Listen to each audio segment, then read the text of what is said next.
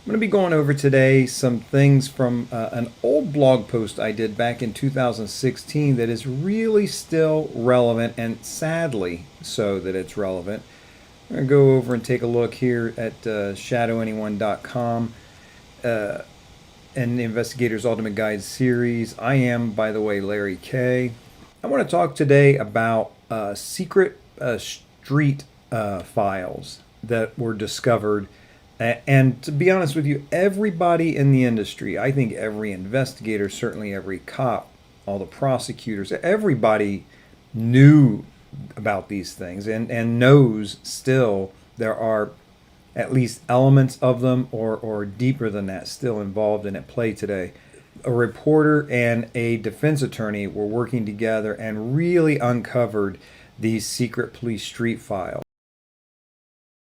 I'm just going to go over this article that I wrote in 2016. For years, I've been saying if you're an investigator, you have to leave your office. And this is one of those things with people that we kind of say keyboard warriors, and it's kind of used derogatorily.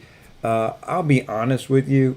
People who have the computer skills and can do a ton of investigating just from the computer, and that's me too, that's impressive and helpful. However, the information is not all online and is not easy to get. Reporter Jason Meisner with the Chicago Tribune earlier this year, this was 2016, published a story about exactly what I've been saying, and his story reveals the existence of secret street files held secretly by the Chicago Police Department. There's some fine blog writing there. Secret files held secretly, right? This is not unique to the Chicago Police Department. You're going to find this everywhere, and this is why I've been so adamant about it for years. And I have been and was, and I was just really relieved to see this story, to be honest with you, because it really vindicated things I had been preaching for a decade plus. So what are street files? Street files are the primary documents of a police investigation, things like detectives' notes, original reports, interview cards, things like that. In this case, and in a lot of cases, they are locked away in secured buildings behind locked doors and filing cabinets, and a lot of times those filing cabinets are locked as well. And maybe maybe they should be, because these are sensitive documents. However, the accused has a right to see them. He has the right to know the evidence the government is using to hold him in a cage. This is fundamental. And we can be real quick to say this offender or this type of offender or these types of offenders, they get what they deserve. Forget about them. Throw them in a hole and lock away, throw away the key. Look, I have that instinctual feeling as well, but that's not the way things work. And it's not a good way for a society to run and to go, because sooner or later, innocent people start getting scooped up in that. And to be honest with you, we just don't want a society that's run by mob rule. We have to have rules. We have to honor those rules, the laws of God and man, as I refer to them. Street files are the real information before it is scrubbed and sanitized into a final report. That is so key. Matter of fact, I'm going to read that again. Street files are the real information before it's scrubbed and sanitized into a final report.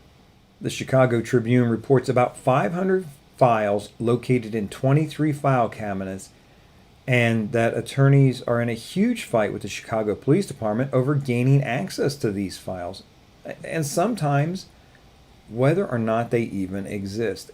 Boggles my mind that this is even up for debate, whether the accused has a right to see the information that the government is holding against them.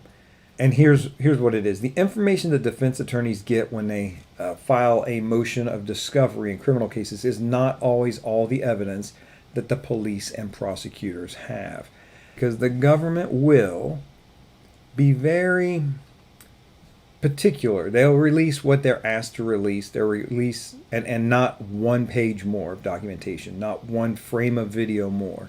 And if you make public records requests, you can kind of run into this type of thing.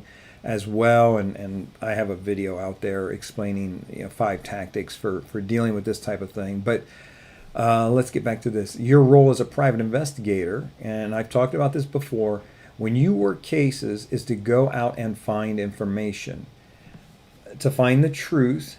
And there is so much more out there than what meets the eye. And oh my goodness, this is, if I could teach people one thing really, people think they run a search engine search and what they find is it, and that doesn't come close to it. If you're working a defense case, you want to find out, are there people who are telling a different story? Are there people, for whatever reason, maybe they sincerely believe it, maybe they have some sort of motivation, maybe there's something there. And again, by the time you're working a criminal defense case, it's not uncommon for a year to have passed since the incident.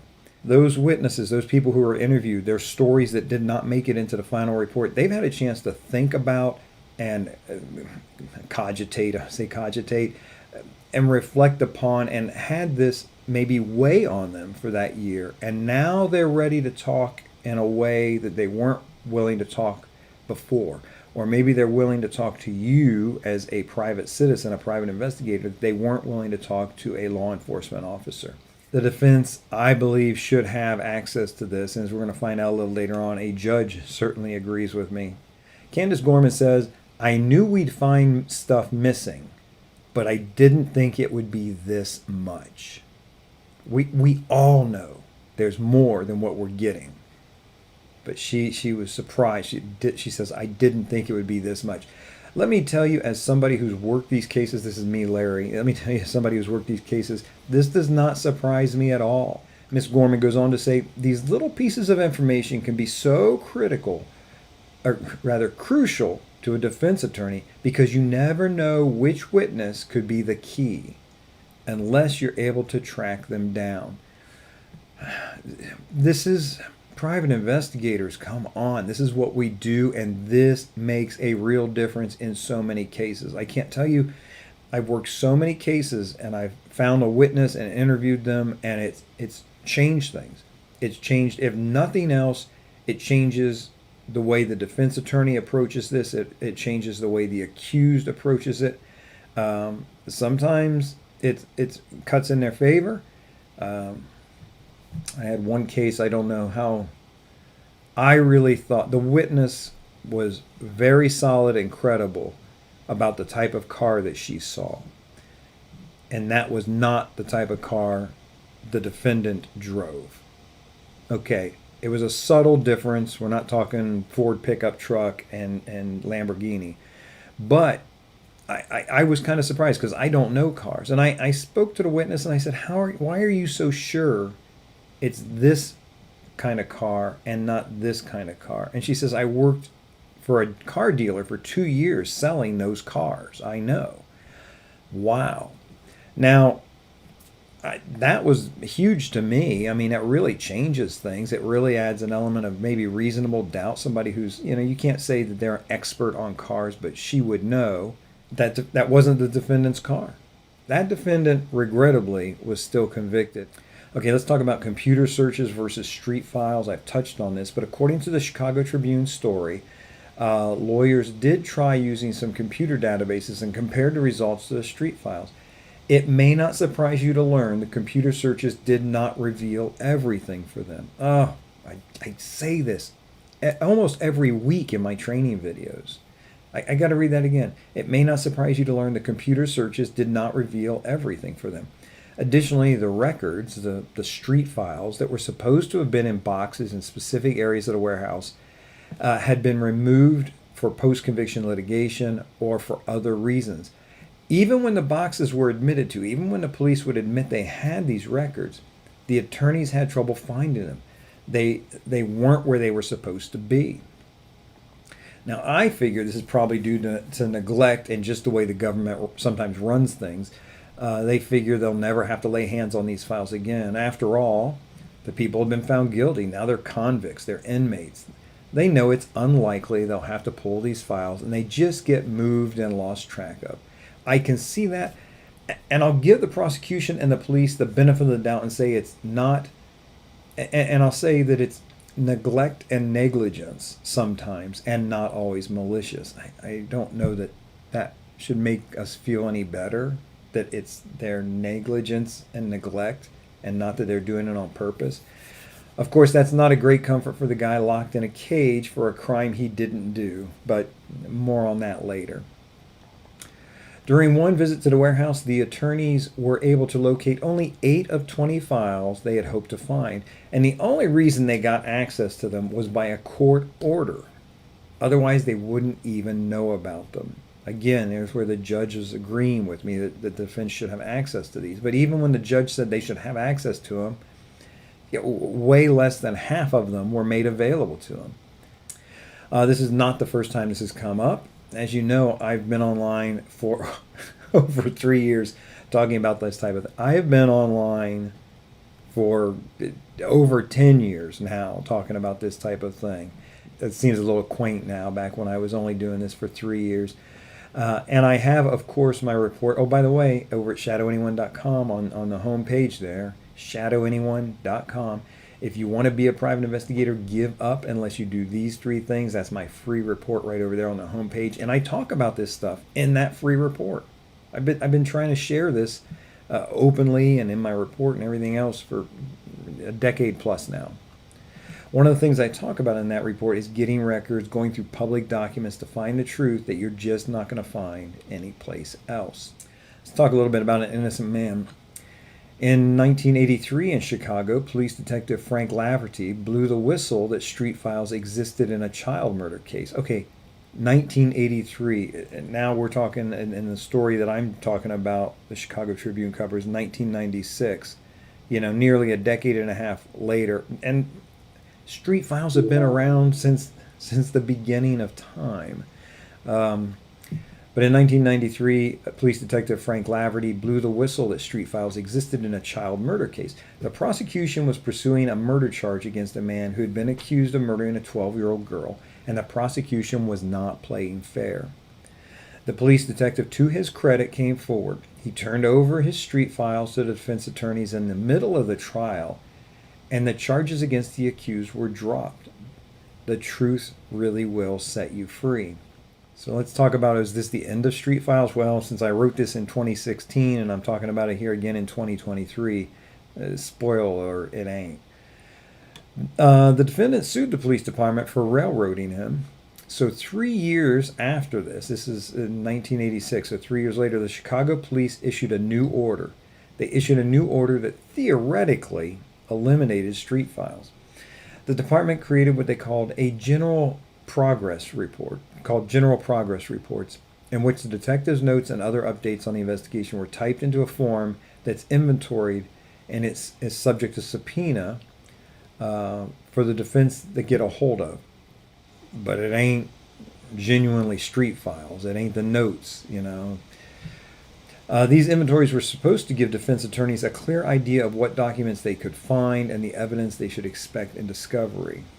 So at least you would know that these things exist.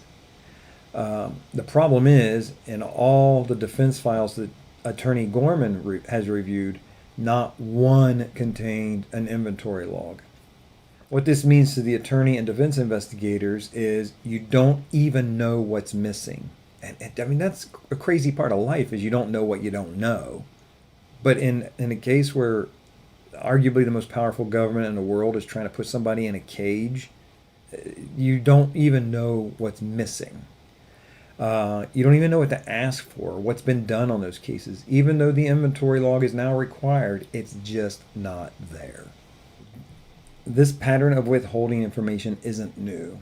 Everybody on the inside of the system, investigators, attorneys, cops, all of us, we all know these files exist. Maybe the general public doesn't, but we do. Okay, the lesson. So if you just sit down at a computer, you may be able to get a copy of the accident report, but do you really think that's the whole story? Not by a long shot. You have to go out there and talk to people like the officer who was on the scene, talk to the ambulance crew, talk to businessmen around the scene, or businesses. Look if there was a bus stop, a school bus stop even. What time of day did the accident happen? Were there people at the bus stops? you've got to go out there and really investigate. Forgive me, I'm going to try to stop ranting about this. If you want to reach out to me, go over to ShadowAnyone.com. You can find my contact information. Send me an email. I'll answer as many as I can. I'm not real big on getting back to every single person. It just becomes overwhelming. But do feel free to reach out to me if you'd like to. In the meantime, this is Larry Kaye with ShadowAnyone.com. Remember, do the right thing, even if it's the hard thing.